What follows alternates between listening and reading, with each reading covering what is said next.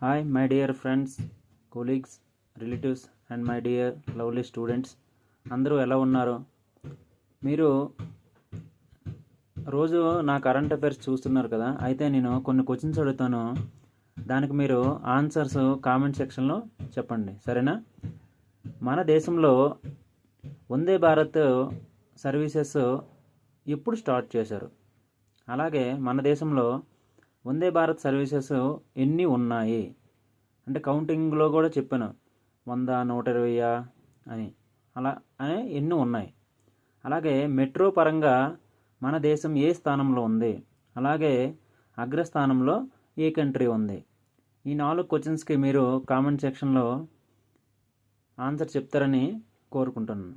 అలాగే మనం ఈరోజు కొత్త అప్డేట్స్తో చాలా ఉన్నాయి. ఈరోజు ఈవినింగ్ సెషన్లో మనం చెప్పుకుందాం. బాయ్.